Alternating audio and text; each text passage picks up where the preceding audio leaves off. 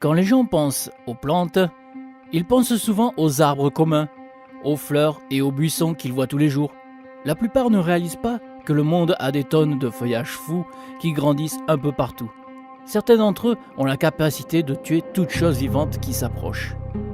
Qui a besoin de trifides quand on a déjà des plantes de l'au-delà sur Terre?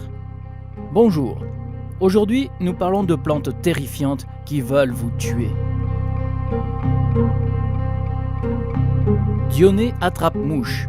En explorant le monde des plantes effrayantes, les gens pensent d'abord à la Dionée attrape-mouche. Et avec une bonne raison.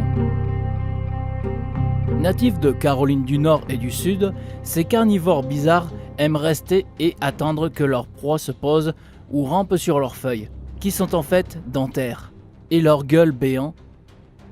Une fois que la victime est en place, les attrape-mouches ferment leur bouche et commencent à digérer leur festin avec des enzymes assez forts pour dissoudre la chair humaine, selon l'enthousiaste de plantes carnivores Barry Rice.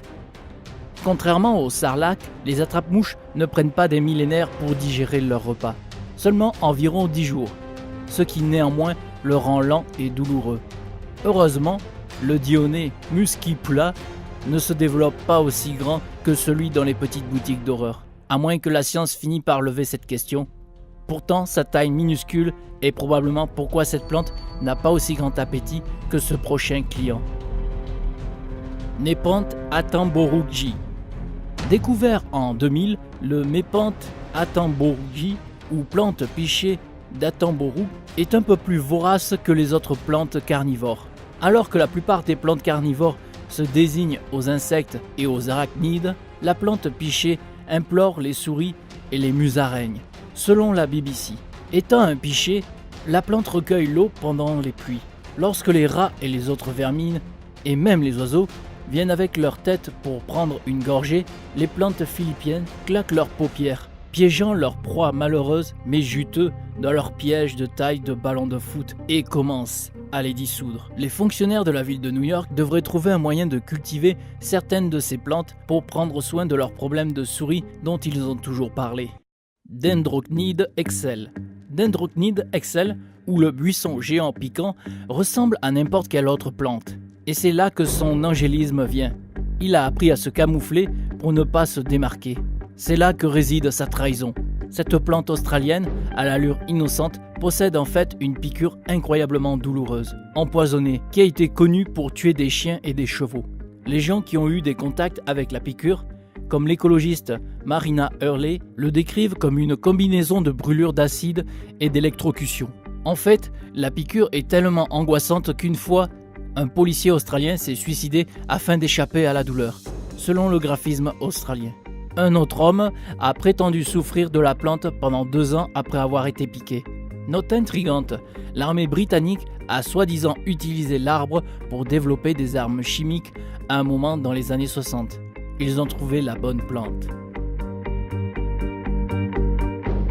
Yeux de poupée. Le Actaea Pashiboda, ou yeux de poupée, ressemble à un démon de certains films d'horreur japonais, malgré le fait que c'est une plante toute américaine. Tandis qu'une fleur blanche ayant une seule baie noire et semble assez innocent, ayant 10 ou plus d'yeux vous fixant. En moyenne, 2 pieds de grandeur de tige rouge est assez pour donner à n'importe qui la chair de poule. Lorsque vous ajoutez le fait que la plante est toxique et suffisant pour tuer un humain, ça magnifie la nature démoniaque de la plante. Si quelqu'un veut ingérer les baies pour une raison quelconque, il ou elle peut s'attendre à un battement de cœur sédatif, avec des hallucinations, des étourdissements et possible la mort.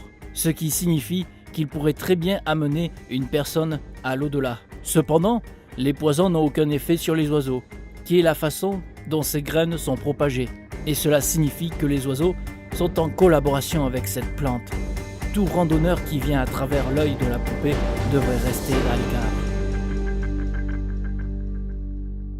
Drosera capensis. Le Drosera capensis est ce que vous obtenez lorsque vous croisez une pieuvre avec une plante et en mettant son estomac à l'extérieur. Une autre plante carnivore, cette vivace sud-africaine, attend jusqu'à ce que les arthropodes, sans méfiance, atterrissent sur elle, ce qui est le signal pour manger.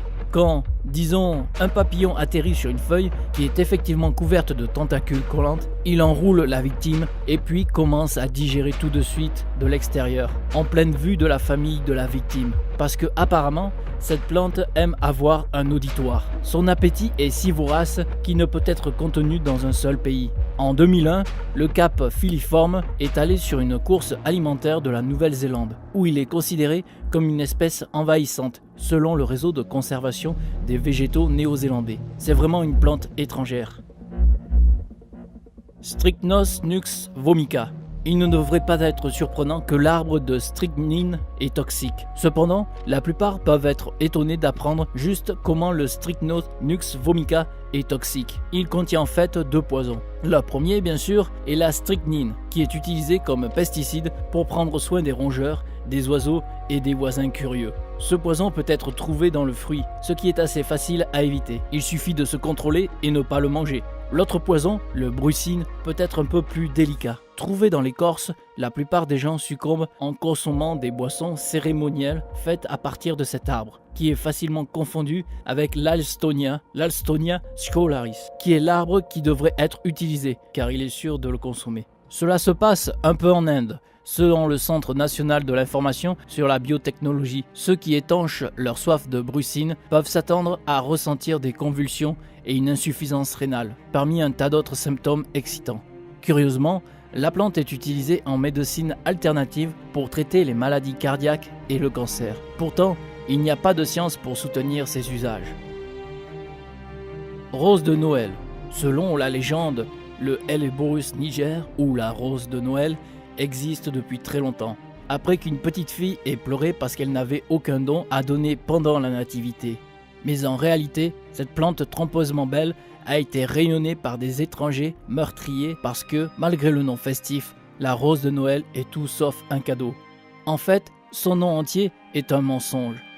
Ça n'a rien à voir avec Noël, et ce n'est pas une rose, c'est en fait un bouton d'or de la mort. Si quelqu'un l'ingère, juste osé, cette personne peut s'attendre à des sensations de brûlure dans la gorge, la bouche et les yeux, ainsi que la gastro-entérite et l'hématémèse. Pour ceux qui ne savent pas, l'hématémèse est le vomissement de sang. Et le sang est rouge. Et le rouge est une couleur de Noël. Alors peut-être que, avec le vert de la tige, c'est de là d'où le nom de la rose de Noël vient. Peu importe, ce n'est probablement pas une grande farceuse. Contentez-vous d'orange ou de chocolat, ou autre chose.